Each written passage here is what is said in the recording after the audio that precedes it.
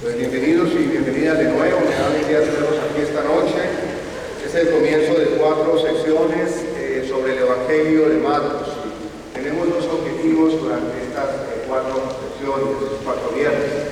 Primero, aprender un poquito sobre el Evangelio de Marcos y segundo, aprender una pequeña metodología para leer todos los evangelios. ¿Me escuchan bien? ¿No hay eco? No me escucho acá por el retorno. Entonces, se trata de 2 cositas. ¿Quién es Marcos? Cómo el Evangelio de Marcos nos ayuda para nuestra vida, naturalmente, pero también la metodología. Les hemos dado unas hojitas, todavía no las tienen, tranquilos, ya les iré guiando un poquito en el proceso. Lo primero que vamos a hablar es, el primer puntito antes de pasar a las hojitas, es un poco el proceso de composición de los evangelios. ¿Verdad? Cuando usted lee el Evangelio, casi siempre lo leemos aquí los domingos, usted está familiarizado con los evangelios, los ha leído, cada año se proclama un evangelio diferente, pero a veces no conocemos un poco cómo fueron escritos. Eso es importante para saber, para sacarle más jugo al evangelio en sí. Entonces les voy a dar un primer puntico. No tengo PowerPoint presentation, ¿ok? Así que es un low-tech PowerPoint presentation, ¿ok? Simplemente les voy a narrar, les voy a contar un poquito cómo se escribieron los evangelios, ¿ok? Todo lo que vamos a decir está de acuerdo con nuestra manera católica de interpretar las Sagradas Escrituras. Lo primero que hay que decir es que la Biblia, el Nuevo Testamento como tal, es un producto de Dios. ¿La Biblia es la palabra de Dios, sí o no? Sí. Pero es también palabra humana. La Biblia no apareció sin camino. Los 27 escritos del Nuevo Testamento, los entramos del Nuevo Testamento, son el resultado de un proceso. Y hoy sabemos específicamente para los evangelios cómo ha sido este proceso. Los documentos de la Iglesia que respaldan esto, el Catecismo de la Iglesia naturalmente, y un documento que se llama la Dei Verbum. Dei Verbum es un documento del Segundo Concilio Vaticano II, y allí se nos dan los 3 momentos en la composición de los evangelios. Vamos a hablar un poquito de esos 3 momentos al principio. El primer momento se llama el tiempo de los testigos iniciales. Yo les voy a invitar a que cada uno después lea un poquito el primer capítulo de Lucas 1, 1, 4, lo puede leer usted por su cuenta. Ahí tenemos el proceso de cómo se escribieron los evangelios. Cuando nuestro Señor Jesucristo viene a este mundo, Él se escoge, predica, lleva la palabra, pero se escoge a un grupito especial. ¿Cómo se llama el grupo especial de los que escogió Jesús? ¿Cuántos eran?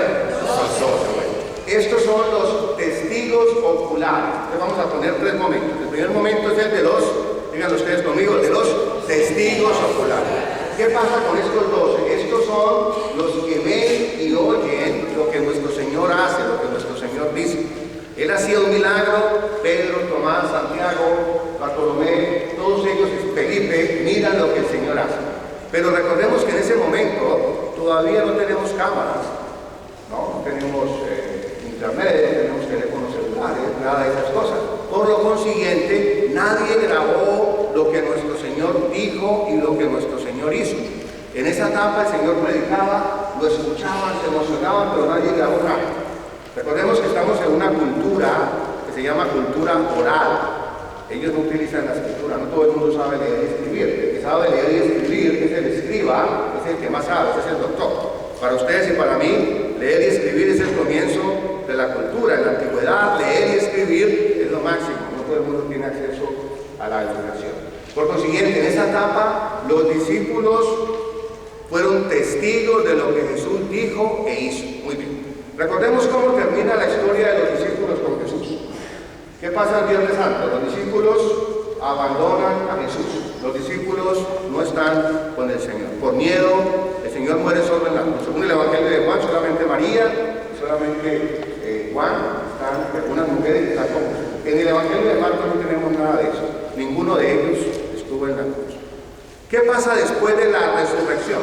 ¿Cuál es el gran acontecimiento que hace que estos 12 hombres miedosos, cobardes, se conviertan en los grandes apóstoles? ¿Qué fue lo que los transformó a ellos? Pentecostés. La resurrección del Señor y la venida del Espíritu Santo. Entonces, hay muchos textos de la Escritura que el Señor dice, cuando venga el Espíritu Santo, el Espíritu de la verdad, ese Espíritu les va a enseñar todo. Ustedes van a saber. Después de la resurrección, los discípulos entienden Y dice, ahora entendemos a Jesús.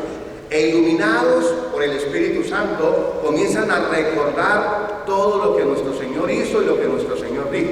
Ese pedacito se llama la tradición oral. ¿Qué están conmigo? ¿Cómo se llama eso? La tradición oral. Se comienzan a contar las historias. Seguramente Pedro, ya después de haber negado al Señor convertido, iba a predicar en Jerusalén, en Samaria, y comenzaba a decir: una vez estaba yo en el lago con el Señor y tuvimos una tormenta, y esa tormenta fue terrible. Él comienza a narrar la historia de nuestro Señor, y él comienza a tener por qué interés. ¿Qué pasa entonces después? Uno de estos discípulos de Pedro, por ejemplo, siente la necesidad de sentarse a escribir el Evangelio. Pero ya han pasado unos añitos, ya tenemos la tercera etapa. ¿Cuál es la tercera etapa? Los evangelistas que conocen a los apóstoles, que son los testigos directos que vieron a Jesús, son los que escriben los evangelios. Concretamente para Marcos, sabemos que Marcos, el escrito de Marcos no tiene nombre. Yo, Marcos, escribí este evangelio, pero por datos de la tradición eclesiástica, hay un obispo del año 130 que llamaba Papías y escribió que Marcos había sido el intérprete de Pedro. Y eso lo recogió después Eusebio de Cesarea en una obra que se llama Historia Eclesiástica. Eso se llama un dato tradicional. No está en el Evangelio, pero es un dato fiable. Entonces, ¿qué es lo que sabemos hoy de Marcos? Marcos no conoció a Jesús. Repita conmigo: ¿Marcos conoció a Jesús? ¿Pero a quién conoció? A Pedro. Marcos es el intérprete de Pedro. Pedro predicaba y Marcos escribía. Bueno, si leemos el Evangelio de Marcos, nos damos cuenta que Marcos, ¿verdad? Marcos no sabe griego, pero no sabe tanto griego. El Evangelio se escribió en griego. Y Marcos es muy sencillo en el griego que escribe. Por eso dicen los expertos al estudiar el Evangelio que Marcos seguramente era de origen hebreo, hablaba arameo. Su griego es muy sencillito. Y él, al escribir su Evangelio, está tratando de mantener el recuerdo del Señor. O sea, que el que creó el primer Evangelio que se escribió, ¿quién es entonces? Es Marcos. Dígalo, Marcos es el primer Evangelio. Marcos es el primer Evangelio. ¿Por qué es importante saber esto? Porque Marcos es un Evangelio cortito. Marcos no nos narró la infancia de nuestro Señor Jesucristo, no narró el nacimiento, ni la venida de los Reyes Magos, ni los pastores, ni María, ni José, ni la anunciación. Marcos comienza su Evangelio con la predicación de Jesús, la ida al desierto, el bautismo, la llamada de los primeros discípulos. Y todo el camino de Marcos va a ser un viaje de Jesús desde Galilea hasta Jerusalén. Ese es el Evangelio de Marcos. Marcos no le interesaba los datos de la infancia. Mateo y Lucas van a escribir eso. Entonces Marcos es el Evangelio más cortito, es un Evangelio bien corto. Se escribió seguramente entre el año 60 y el año 70. Recordemos que Pablo ya había escrito sus cartas. Pablo es el primero que escribe, pero Pablo escribe cartas. En cambio, ¿qué es el Evangelio de Marcos entonces? ¿Es una biografía de Jesús en vivo y en directo o es una interpretación de lo que Jesús dijo e hizo? Interpretación. ¿Pero sobre cosas míticas o sobre hechos reales? Hechos reales. Muy bien. Por eso la Iglesia defiende la historicidad de los evangelios. Marcos no se levantó un lunes por la mañana y dijo: vamos a inventarnos el evangelio. No, Marcos estaba conectado a Pedro y a la tradición apostólica. Y de este Marcos tenemos testigos, tenemos muchos textos de la Biblia que nos hablan de este Marcos. Estuvo con Pablo, se peleaba en Antioquía, venía su mamá a una casa en Jerusalén, ¿verdad? Todos esos datos están ahí en la Sagrada Escritura. Entonces le doy la ideita. Hoy sabemos entonces quién, no sabemos mucho de Marcos, pero sabemos esto. ¿Cuál es el objetivo de Marcos? Marcos quiere preservar el recuerdo histórico de Jesús en las tradiciones de Pedro, como lo contaba Pedro, por eso es su intérprete. Pero Marcos también quiere dar la buena noticia a su comunidad. Seguramente escribió para la comunidad de Roma. Esos datos no los sabemos, son, digamos, no especulaciones, son datos que nos ofrece hoy la ciencia bíblica. ¿Por qué es importante eso? Porque si Marcos es el autor físico del Evangelio, y que lo escribió en un papiro, en un pergamino, en griego, no lo escribió en Word Perfect, en uno de los sistemas que tenemos hoy, porque no había nada de eso. Marcos también es un creador. Marcos organiza organizó el material que recibió de Pedro y lo colocó de una manera determinada. Si vemos a Mateo, Mateo lo va a hacer de otra manera, y Lucas lo va a hacer de otra manera, y Juan lo va a hacer todavía de una manera diferente. Entonces, ¿cuál es el mérito de Marcos? Primero, es el evangelio más cortito, es el evangelio primero que se escribió, y todo en el evangelio de Marcos es a la carrerita. Es como el pastor de Holy Cross, siempre corriendo una cosita después de la otra. Y Marcos es rapidito. Él hace unas descripciones muy vivenciales, da muchos detallitos, los personajes se incansables. Y a lo largo de su evangelio, el propósito de Marcos va a ser cuál. Marcos va a responder a esta pregunta. Todos los evangelios lo hacen, pero Marcos quiere presentar quién es Jesús. Repitan conmigo, quiere presentar Marcos es ¿quién es Jesús? Y al mismo tiempo quiere presentar quién es el discípulo. Repitan conmigo, Marcos quiere presentar quién es el discípulo. Y lo va a hacer de una manera muy narrativa. Fíjense ustedes, por ejemplo, algunos casos de Marcos. Marcos no tiene grandes discursos. Si ustedes leen Mateo, Mateo tiene los grandes 5 discursos del Señor, el sermón de la montaña, sesiones narrativas. El Jesús de Marcos habla poquito. O sea, Marcos nos presentó a un Jesús que no habla mucho, sino que hace cosas.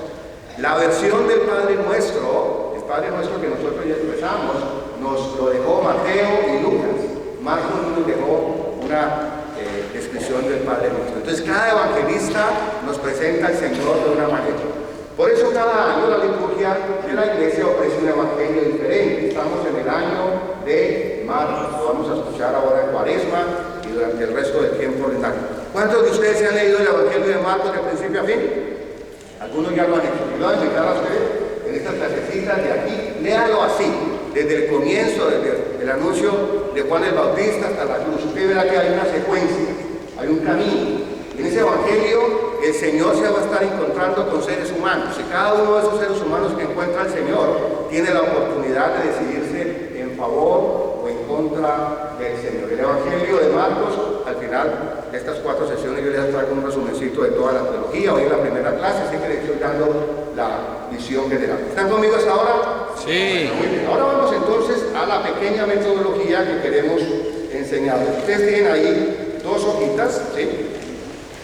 Este librito está con permiso del editor, dice las copias. El editor se llama Mario Paredes, ¿sí? Lo llamé el otro día para que íbamos a conseguir los libritos, pero no los pudimos conseguir, así que solamente hice copias por ahora.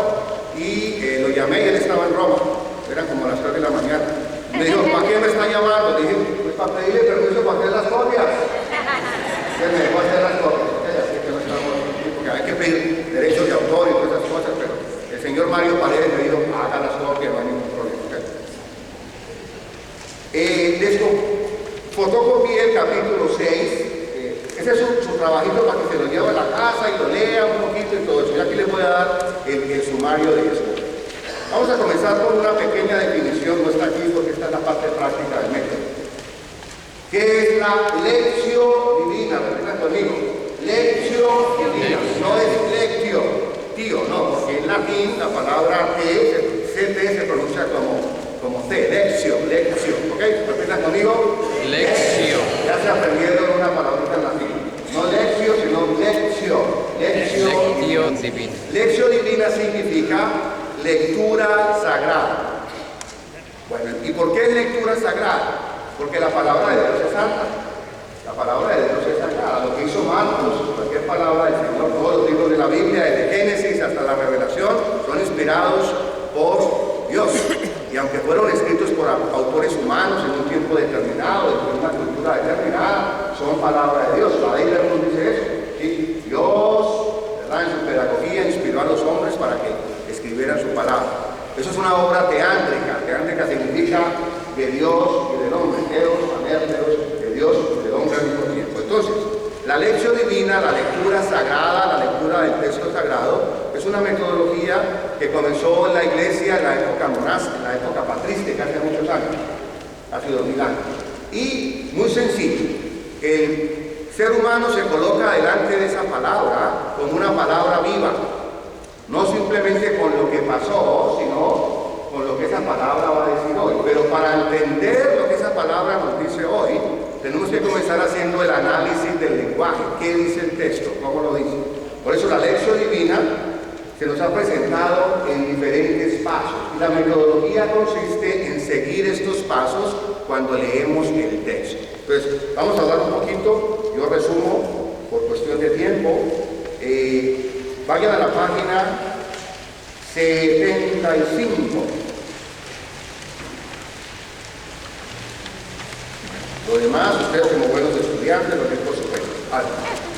Hay que hablar, lo primero, el primer paso de... y la hojita que tienen aquí, este es el resumen del resumen del resumen, ¿ok? Así que, para que... Si uno se aprende 5 cositas, ya... Pero porque el disco duro a esta hora de la noche ya está bastante duro, así que... Bueno. Primero, el primer paso, ¿cuál es? Es leer. Leer, repitan conmigo, ¿cuál es el primer paso? Leer. ¿De qué se trata en este paso? ¿Qué dice el texto? Ahora, vamos a hablar un poquito del acto de leer.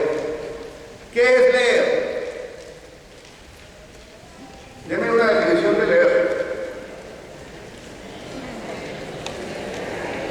A ver, ensayamos una definición de leer. ¿Qué es leer? Conocimiento escrito. Conocimiento, sí. ¿Qué se necesita para leer? Aprender. Saber leer. Leer es un proceso de comunicación. Repita conmigo, ¿qué es leer? ¿Entre quién? El libro y yo. Muy bien, ¿entre quién? La lectura. Entre el texto y usted. ¿Pero quién escribió el texto? El autor. El autor. ¿Y quién es el autor? Otra persona. Muy bien, no. Leer es un tremendo proceso, es un proceso complejo, es un proceso comunicativo. Un emisor, un receptor y un mensaje. El receptor somos nosotros. El emisor es el que escribió el texto, pero es el texto mismo. Usted tiene que conocer al autor para saber lo que dice el texto y para entenderlo. No. Un ejemplo, usted se levanta por la mañana un sábado y está tratando en el parque y encuentra un pedacito de papel. Y como es curioso, lo levanta. Y usted lee. 7:30 levantarme, 8 sacar el perro, el 10 de la tarde compras, 5 de la tarde ir a Holy Cross a la misa. ¿Eso qué es? ¿Eso qué es? ¿Cómo se llama eso? Una lista. Usted no tiene que conocer al autor. Pero si usted va caminando y se encuentra una cartica ahí bonita con florecita y el corazón atravesado, y usted ahí, querida amada mía, no sé cuando llegué tarde, no estaba muy contento contigo, pero después de la cena, bla, bla, bla, bla. ¿Eso qué es? Una carta de amor. ¿Cómo que sabe que es una carta de amor? ¿Por qué? Usted necesita saber quién escribió la carta de amor. ¿Por qué no? ¿Por qué no? Porque usted, con su cerebro que le dio Dios, está decodificando el código que está ahí. Entonces miren lo que hay en un proceso de lectura. En un proceso de lectura es una cosa maravillosa, no nos damos cuenta, estamos tan familiarizados que no. Usted en el proceso de lectura está entrando en contacto con una realidad a través de un texto, que es un texto escrito, pero usted al mismo tiempo está entrando en contacto con el que dio ese texto, con el que lo escribió, aunque usted no sepa quién es el autor. El texto en sí mismo es la realidad.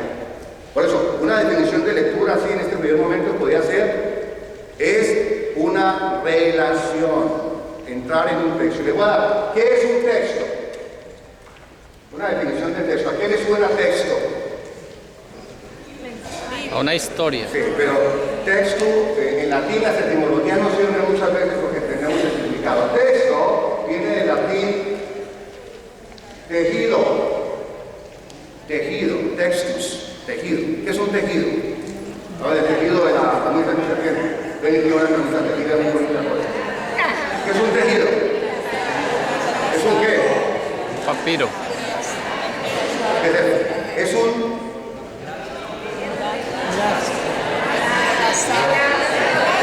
Es algo que está entrelazado.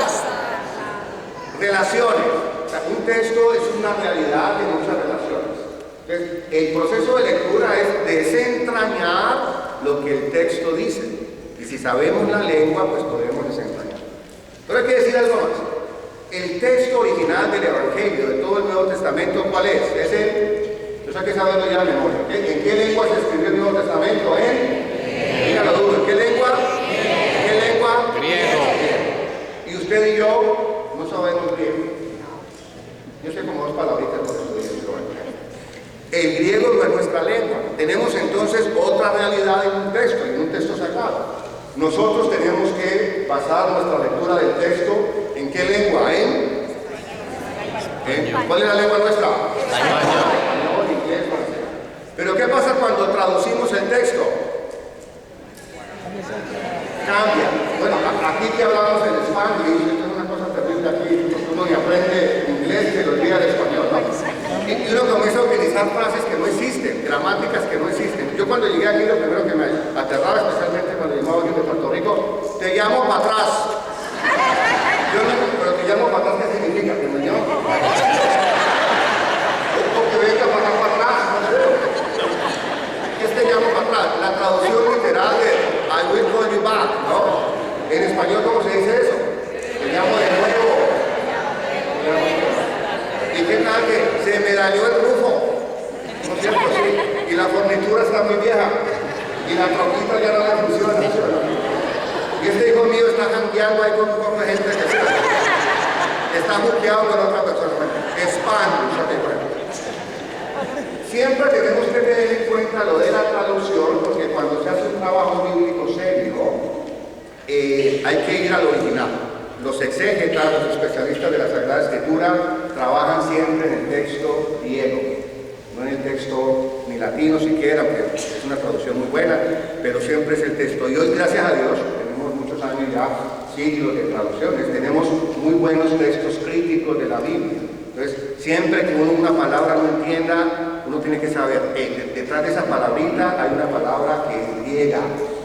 Yo a veces en las homilías de vez en cuando digo una palabrita, esta palabrita quiere decir esto, y lo vamos a hacer aquí porque a veces las traducciones no son tan buenas. ¿Qué Biblia trajo usted hoy esta noche? ¿Qué Biblia trajo usted esta noche? Tenemos muchas Biblias, latinoamericana, de Jerusalén, es una sola Biblia, pero cuando tenemos Jerusalén, latinoamericana, son las traducciones, ¿verdad? Entonces no se alarme usted por la Biblia que tiene, todas son, y si usted notará, las traducciones son diferentes. Por ejemplo, si utilizamos una Biblia de traducción española, vamos a tener los pronombres personales como en España. Vamos, hombre, vosotros, ¿qué hacéis aquí? ¿No es cierto? Eso a nosotros nos suena como raro, ¿no es cierto? Nosotros, ¿cómo decimos? Nosotros, ustedes, ¿no es cierto? Y hay traducciones argentinas, ¿no es cierto?, que hablan con el argentino, ¿no es cierto? Que vos venís, parás, sentate, abrite, ¿no es cierto? Son pequeñas, pero es importante tenerlo en cuenta. Siempre que usted encuentre una frase del Evangelio o del Nuevo Testamento que a usted no le suena, sepa, detrás de eso hay una palabrita griega. Es más, voy a decir algo más. A veces las traducciones son un poquito manipuladas, especialmente con Pablo, depende. Si yo soy católico, el texto me tiene que decir algo. Si soy de otra denominación, pues por eso hay que tener un poquito de cuidado con eso. El estudio real de los textos bíblicos se tiene que hacer en la lengua original. Pero las traducciones que tenemos hoy son excelentes y son muy buenas. Entonces, ¿qué leer el texto? Leer el texto implica que usted como lector, cuando usted está leyendo un texto, usted hace algo maravilloso. Usted crea el texto con el autor. ¿Sí o no? ¿Por qué? Piense un poquito que es importante eso para entender el texto bíblico y para disfrutarlo. ¿Cuál es la diferencia entre una película y el acto de leer? ¿Qué pasa en la película? Usted la visualiza con... La película impone la imagen. Usted tiene que crear el plot, el desarrollo. O sea, que hay películas tan aburridas que después de media hora usted no sabe cuándo va la cosa, ¿sí o no? Pero la película le impone a usted el personaje. Aparece ahí Brad Pitt y todas las señoras. Y Angelina Jolie, todo el mundo. La película impone la imagen. ¿Qué pasa en el texto? Usted se lo imagina. El texto bíblico, usted crea. Fíjese que en el Evangelio, en ningún lado del Evangelio se nos dice cómo era nuestro Señor. ¿Se ha dado cuenta usted de eso? A mí me hubiera gustado que alguien me hubiera dicho que nuestro Señor era algo elegante, de ojos, no sé, azules, verdes, claros, no sé. No, nunca se nos describe a Jesús. ¿Usted se ha preguntado eso? ¿Cómo nos imaginamos a Jesús? ¿Cómo se imagina a Jesús? Claro, judío, una así bien grandota, pero bien bonita. Jesús tiene que ser bien pinta, ¿sí o no? Porque es el Hijo de Dios. Pero fíjense, no, nunca nos lo describe. Entonces, el evangelista simplemente nos da unas pinceladas, y eso vale para cualquier texto. Si el autor tuviera que describir todo, tiene que escribir 100.000 volúmenes. para escribirlo todo. Entonces, ojo, usted y yo somos co-creadores del texto. Repita conmigo, ¿qué somos? Somos Co-creadores del el texto. acto de lectura del texto sagrado es un acto que implica que usted lea atentamente. Entonces, este primer método, el primer momento es ¿qué dice el texto? Entonces, aquí en estas hojitas ustedes las van a leer después, de las 75 a las 76, tienen 9 puntos para leer el texto. Yo los voy a repasar rápidamente. ¿Cuáles son los personajes de la historia? Es lo primero que hay que hacer cuando usted lee una historia de los evangelios. Lea el texto, léalo una o dos veces o tres. Y mire los personajes, especialmente para el evangelio de Marcos. ¿Quién es el principal personaje del evangelio? Jesús. Los otros personajes fundamentales, ¿quiénes son? Los Apóstoles. pero cada narración es diferente. Entonces, primera cosita, buscar con su lado de ese papel, a ver, en este texto, ¿cuáles son los personajes? Hay que fijarse en los personajes. Muy bien. Luego hay que detectar las acciones de los personajes. ¿Qué hacen los personajes dentro de la historia? ¿Qué pasó aquí en esta historia? ¿Quién entra? ¿Quién sale? ¿Por qué están haciendo? Y, fundamental para entender, siempre doy este detallito desde el principio, subrayen siempre las acciones de Jesús. Los verbos son fundamentales. Las acciones de Jesús son fundamentales y también las acciones de los personajes. ¿Qué hacen los personajes dentro de la historia? Luego hay que tomar nota de los lugares y de los espacios. ¿Dónde sucede la acción? En el campo, en una casa, en la sinagoga, en el templo. ¿Cuál es el espacio que el narrador nos está dando para entender esta historia? Las referencias temporales son importantes. ¿Cuándo sucede este acontecimiento? ¿Qué hay antes de esta narración? ¿Qué hay después? Eso se llama el contexto. Dicen los exégetas que un texto sin contexto es un pretexto. La verdad, un texto sin contexto es un pretexto. Usted puede leer una frasecita fuera de su contexto, ¿verdad? Y no tiene ningún sentido. Y aquí hay que leer bien para entender el contexto. Entonces, ¿cuál es el contexto? Eso se hace en el acto de lectura. Los relatores y los diálogos. ¿Quién narra la historia de Marcos? Pedro lo narró el narrador. ¿Cómo se llama el que narra la historia? ¿Cómo se llama el que narra la historia? Marcos. Sí, pero en general. Narrador. Repitan conmigo, niños y niñas. ¿Cómo se llama el que narra la historia? Muy bien. Ahora, ojo. ¿Cuáles son las características del narrador? Eso lo aprendimos allá en segundo de primaria. Hay una palabrita importante. El narrador es la cámara. ¿Qué es la cámara que cuenta la historia? Hay un atributo importante del narrador. ¿Cómo se llama eso en literatura? Testigo. Sí, pero ¿cuál es la cualidad del narrador? Normalmente el narrador se llama narrador omnisciente. Repita conmigo. Omnisciente. Eso quiere decir que el narrador lo sabe todo. El que está narrando la historia está fuera de la historia. A veces el narrador no lo sabe todo. Pero es bien importante cuando leamos, vamos a ver ahora en el ejemplito que vamos a poner, que el narrador es el que está controlando la historia. Es tan importante el contenido de la historia como la manera como se narra la historia, forma y contenido. ¿Qué es más importante, la cáscara o el banano? ¿Cómo usted va al banano y le quita la cáscara? ¿Usted puede distinguir entre la bailadora y el baile? Piense un poquito, no son boberías. El acto de leer implica que usted se dé cuenta de dos cosas. Se dé cuenta del contenido de la historia, ¿sí o no? En esta historia se me dice que Jesús sanó a un ciego. Listo, ese es el contenido de la historia. Pero la forma como el narrador narró la historia, eso es una cuestión diferente. En la manera como el narrador narra la historia, ahí tenemos también el mensaje, porque narración e historia, contenido y continente, si se quiere, forma y contenido están, a veces no le prestamos atención a la forma como el narrador narra la historia, y ahí es donde hay mucho detalle y hay muchas cosas. Hay que seguir también viendo en el mundo los 7, estoy en el sexto, no, todavía en el quinto. Los que en la narración, especialmente en Marcos, vamos a tener diálogos que hace Jesús, diálogos de los personajes dentro de la historia. Hay que ponerle atención quién está hablando. A veces habla el narrador, pero a veces el narrador cambia el discurso y le da la palabra a uno de los personajes dentro de la historia. Eso cambia ya la manera de interpretar y de percibir. Hay que subdividir el texto. ¿Cuáles son normalmente las partes de un texto, o de una película, o de cualquier argumento? ¿Cuáles son las tres partes de todo texto, o de toda historia? 1, 2 y 3. Si son 3, 1, 2 y 3. ¿Cuál es uno? La introducción. Algo pasa en la introducción. Muy bien. Fíjense que hasta en la manera de narrar, cuando uno cuenta siempre estamos narrando. El ser humano es un animal narrativo. ¿Cuántas historias ha contado usted hoy? Fíjense que yo siempre cuento una historia. Me levanté por la mañana, el desayuno no estaba servido, el perro. Usted siempre está contando historias. Y las historias tienen tres elementos. Una pequeña introducción. En la mitad, ¿qué hay? Como el nudo, el problema, la dificultad. ¿Y qué hay al final? Una resolución. Esos tres elementos están casi que omnipresentes en las narraciones del Evangelio y especialmente en Marcos, porque Marcos es muy sencillo. Y eso lo puede hacer en 3 versículos, no son 8 capítulos. O sea que en 3 versículos él dice, esta es la introducción, esta es la situación, esta es la resolución. Y hay que tener cuidado para saber cuál es el contenido de la historia. Hay que mirar también cuáles son los elementos esenciales en la historia.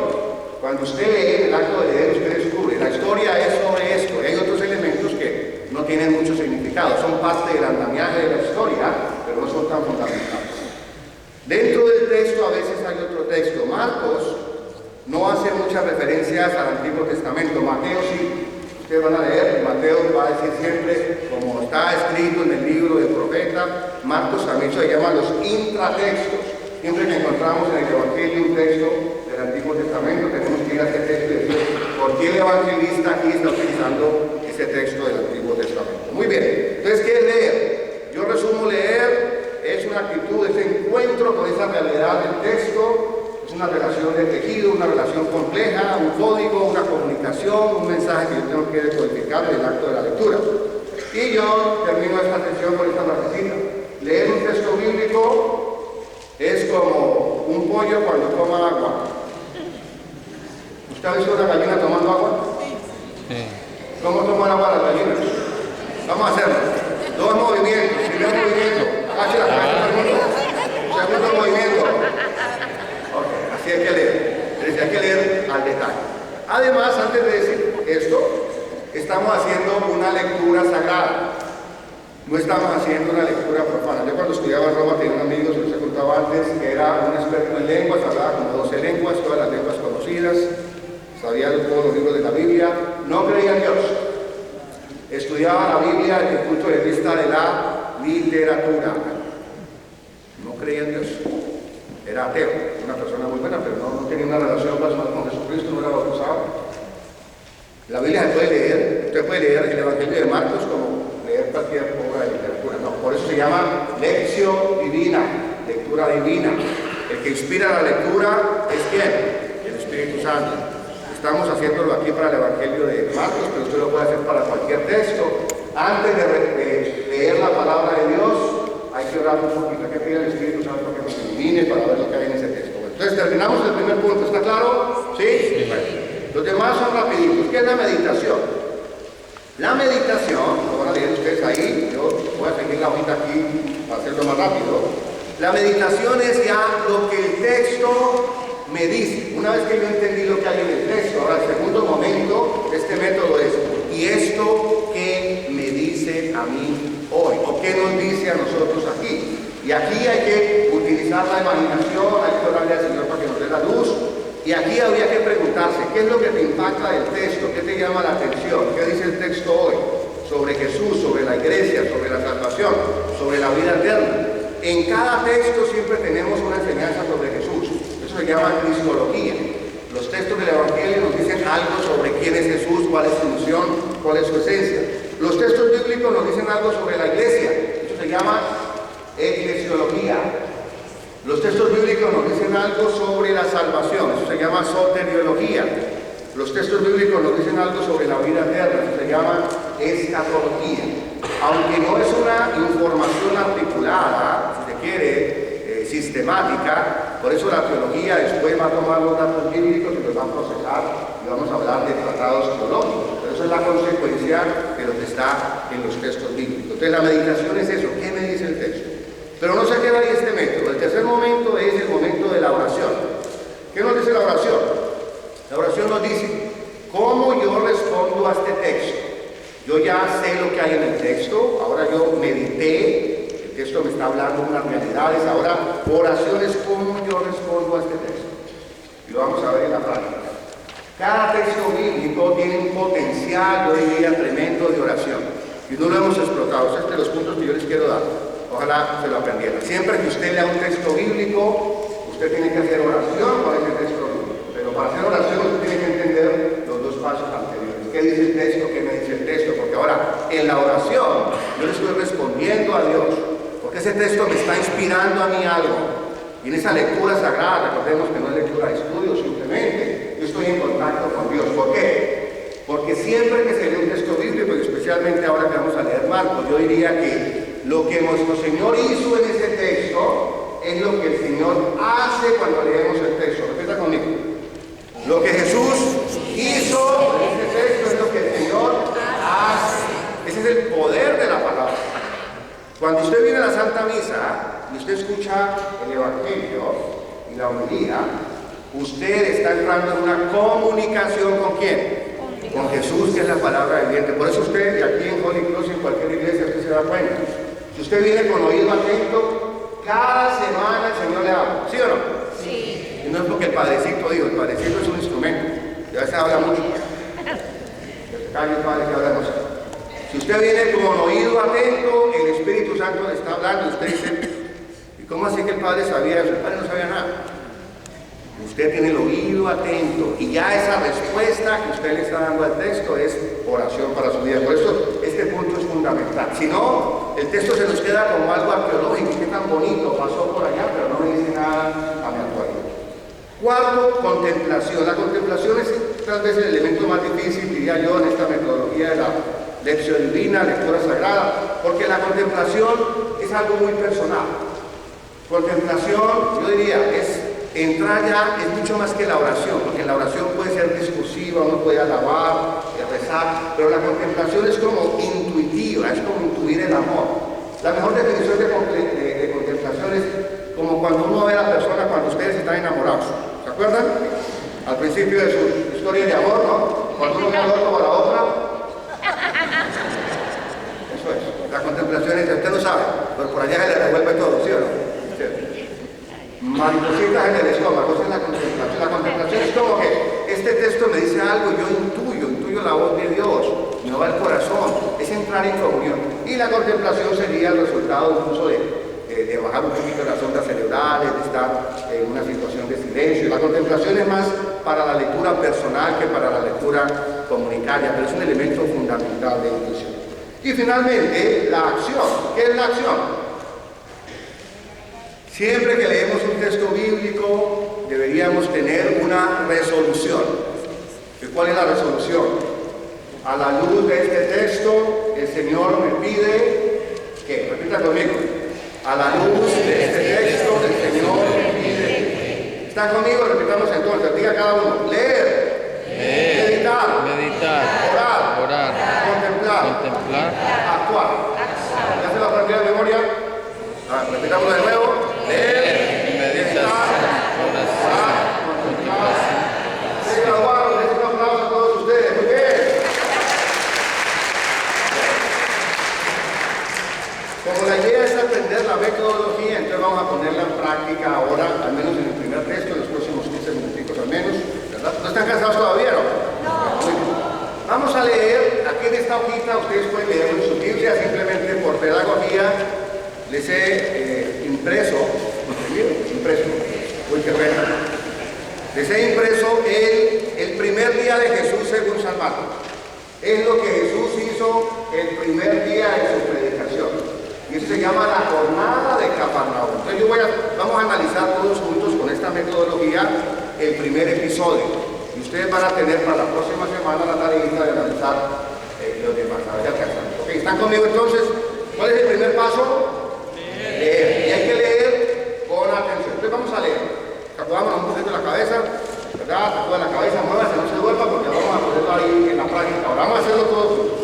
Entonces yo voy a proclamar primero el texto. La lectura lectura comienza con una lectura articulada. Lea usted 2 o 3 veces. Lo vamos a hacer aquí en voz alta. Entraron en Cafarnaúm y cuando llegó el sábado Jesús fue a la sinagoga y comenzó a enseñar. Todos estaban asombrados de su enseñanza porque les enseñaba como quien tiene autoridad y no como los escribas. Y había en la sinagoga un hombre poseído por un espíritu impuro que comenzó a gritar: ¿qué quieres de nosotros, Jesús Nazareno? ¿Has venido para acabar con nosotros? Ya sé quién eres, el Santo de Dios. Pero Jesús lo increpó diciendo: cállate y sal de este hombre. El espíritu impuro lo sacudió violentamente y dando un alarido salió de ese hombre. Todos quedaron asombrados y se preguntaban unos a otros: ¿qué es esto? Enseña de una manera nueva, llena de autoridad. Da órdenes a los espíritus impuros y estos le obedecen. Palabra del Señor. Bueno, vamos a analizar un poquito. Comencemos. Personajes. ¿Quién es el personaje de la historia? Jesús. Jesús, el primero. ¿Qué otros personajes están con él? El endemoniado. El endemoniado. ¿Qué más? Los escribas. Los escribas. ¿Escribas? Sí, muy bien. ¿Qué más? Entraron. ¿Quiénes entraron? Hay que leer el contexto. Antes de esto hay que leer el capítulo anterior, el pedacito anterior. Sabemos que Jesús llamó a los 4. O sea que aquí están presentes los 4 primeros discípulos: Juan, Pedro, los Zebedeos. Muy bien. ¿Qué otro personaje hay ahí? El espíritu impuro. Los espíritus impuros también, la gente. Muy bien. ¿Cuál es el plot de la historia? ¿Cuál es el contenido de la historia? ¿Cómo es el género literario? ¿Cómo se llama esta historia? ¿Pero qué es el cómo? Cuando alguien saca un espíritu inmundo, ¿cómo se llama eso? Exorcista. ¿Cómo se llama eso? Exorcismo. ¿Por qué lo saben? Porque vieron la película del exorcista. Sabemos que si dice exorcismo, si Jesús expulsó, es que hay un exorcismo. O sea, el género literario aquí es un exorcismo, es un relato de exorcismo. Perdón. ¿Dónde sucede esto? Cafarnaúm. ¿Cuándo? Pero en Cafarnaúm, ¿en dónde en Cafarnaúm? La sinagoga. Hay con colorcitos, les he dado unos gatitos para que vean. Lo rojo es lo que dice Jesús. Lo que está en púrpura, ¿cómo se dice púrpura? El moradito, sí. Morado es lo que los lugares, lo azul son los otros personajes, y lo que está subrayado es importante. Es una ideita, ustedes pueden utilizar su propia metodología, nomenclatura. Entonces miren lo interesante. Jesús entra en Cafarnaúm, es un pueblo concreto de la Galilea en el norte. El día sábado, ¿qué es el sábado? ¿Qué hay que saber del sábado? Es el día de descanso para los judíos. ¿Pero qué nos recuerda el sábado? ¿Qué pasó? ¿Por qué el sábado es sábado? Porque Dios, según la tradición judía, descansó de qué? El sábado. Que es el comienzo de la creación. ¿Qué es la sinagoga? La sinagoga, después del destierro, son los lugares de culto, se lee la ley, estaban asociados al templo. ¿Por qué Jesús puede enseñar? Uno dice, pero ¿cómo Jesús va a enseñar? Porque todo varón podía entrar en la sinagoga y pedir permiso para hablar. Pero aquí comienza lo bonito. Miren, ya vamos interpretando lo que dice el texto. Se trata de un nuevo comienzo, ¿ya? En el momento de la historia sabemos quién es Jesús. En los capítulos anteriores, los versículos anteriores, ha sido presentado como el Hijo de Dios, ha ido en el desierto, superó la tentación, llamó a sus discípulos. O sea que el lector que está creando el texto sabe quién es Jesús, tiene una idea de Jesús. Por eso es la primera aparición pública de nuestro Señor. ¿Qué está diciendo Marcos? Con Jesús comienza algo nuevo. ¿Cuál es la reacción de la gente ahí cuando Jesús predica? ¿Qué es lo que más notan de Jesús? ¿Qué significa eso? Los escribas normalmente citaban a otros escribas que a otros, como dijo el rabí Gamaliel, como dijo el otro rabí. Ahora nuestro Señor aquí él no cita a nadie.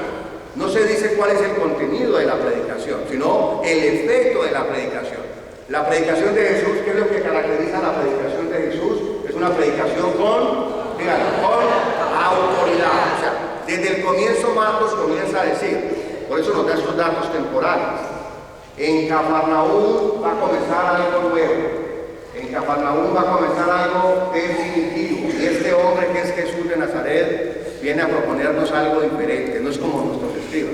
Es como cuando uno invita a otro predicador bueno que dicen que es tan bueno que se quede, que saquen al párrafo, porque si no, ya nos tiene aburridos a mí. Miren lo siguiente. Ahora, los versículos 23 a 26 van a describir la primera acción de Jesús. ¿Cuál es la primera acción de Jesús? ¿Cómo dice el narrador? ¿Cuál es el problema? Ahora viene el problema. Esa fue la introducción. Predica con autoridad. Estamos en la segunda parte ahora, del 23 al 25. ¿Cuál es el problema ahí? La posesión. ¿Cómo se llama el hombre? No tiene nombre. No tiene nombre. Es importante saber eso. El hombre no tiene nombre. ¿Y cuál es el problema del hombre que está Poseído. Y ahora comienza el careo. Se trata de un careo. En la antigüedad, cuando uno se enfrentaba a un adversario, hay que saber eso, son los datos en la lectura. Siempre el que comienza a preguntar y el que sabe el nombre tiene la autoridad sobre el otro.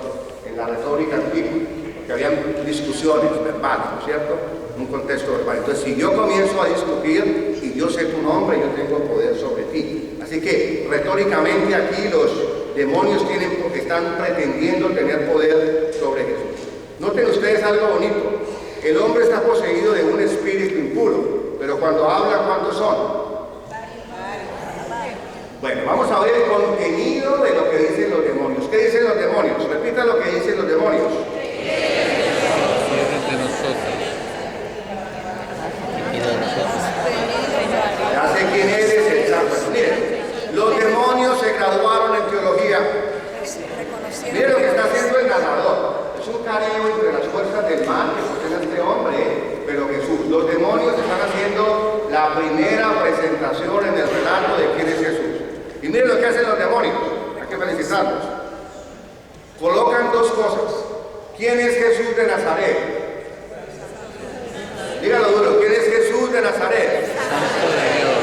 Miren las dos cosas juntas. Jesús de Nazaret es el hombre físico del pueblo de Nazaret. Aquí están sus primos, su mamá, su papá, carpintero. Más adelante el Evangelio lo va a decir. Este hombre está en su segunda dimensión. ¿Cuál es la dimensión? Es el Santo de Dios. ¿Cuál es la misión?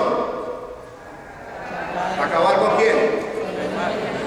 Miren Marcos como en la manera de narrar el mensaje nos está dando ese poco de información. Tenemos aquí ya unos elementos de cristología. Nos habla de Jesús. Jesús, Santo de Dios, tiene una misión. Y esa misión se va a manifestar por primera vez. ¿Cuál es la misión? Destruir el poder del mal, representado y en efecto, no solamente representado, real, en los espíritus inmundos que poseen a este hombre. El careo, ¿cómo termina? ¿Cuáles son las palabras que nuestro Señor hace para vencer este duelo verbal con los demonios? Dígalo duro, ¿qué es lo que dice Jesús? Cállate y sal de este hombre. Es cállate, sí. En inglés sería shut up, no be quiet. Literalmente es si cállate, pero es un cállate como cállate, todo el shut up. No es Autoridad. por favor, no haces la voz, es cállate con todo el corazón. Cállate y sal. ¿Qué pasa? ¿Cuál es el resultado de la acción? Salieron los Miremos malos. los tres momentos de la acción de Jesús. Digan conmigo. Diálogo. Diálogo. Hay un diálogo. Y luego hay, digan, una orden. Muy bien. La orden es un imperativo. ¿Quién es el que ordena? Jesús, ¿Quién es Jesús? el Santo de Dios. La predicación de Jesús tiene autoridad. ¿Por qué tiene autoridad? Porque es el Santo de Dios. El Santo de Dios tiene poder de expulsar a los espíritus inmundos, sí. Sí. ¿Le hacen caso o no le hacen caso? Sí. Aplausos para Jesús que ganó el contexto ahí. ¿Qué? Eso es. Mire, Marcos nos dio ya en estos elementos tan sencillos, Marcos es algo maravilloso. Desde el primer momento nos dice, Jesús ha venido a establecer una batalla espiritual contra todo lo que afecta al ser humano. Y ha venido para que el ser humano recobre su dignidad. ¿Qué es lo que pasa cuando alguien está poseído? Que no es el mismo, o ella misma, no es él. Por eso no se dice el nombre del hombre. Este hombre representa a toda la humanidad. Utilicemos un poquito la imaginación. ¿Cómo termina el relato? El relato termina que todo el mundo otra vez dice, este hombre enseña con una autoridad, y aquí la narradora hace un sumario, dice, su fama se extendió por todos los lados. Todo el mundo quedó, ¿verdad?, totalmente asombrado. Muy bien. ¿Qué pasa ahora entonces con el segundo punto? Cuando hacemos la meditación, ¿qué hacemos? ¿Cuál es el objetivo del segundo punto? Meditar. A ver, ¿qué me dice ese texto? Entonces vamos a utilizar un poquito la imaginación y a tratar de que este texto nos hable a nosotros hoy. Porque si proclamamos este texto es porque este texto tiene poder hoy cuando lo proclamamos y cuando usted lo lee. Ya no es Cafarnaúm, ya no es la sinagoga necesariamente, porque eso fue el momento histórico en que Jesús lo hizo. Ahora es nuestro pueblo. Si yo actualizo este texto, yo tengo que decir, Jesús con su programa de conversión sigue pasando por Orlando, sigue entrando en Holy Cross, sigue enseñando con autoridad. Dios en Jesús le ha dado a la iglesia de predicar.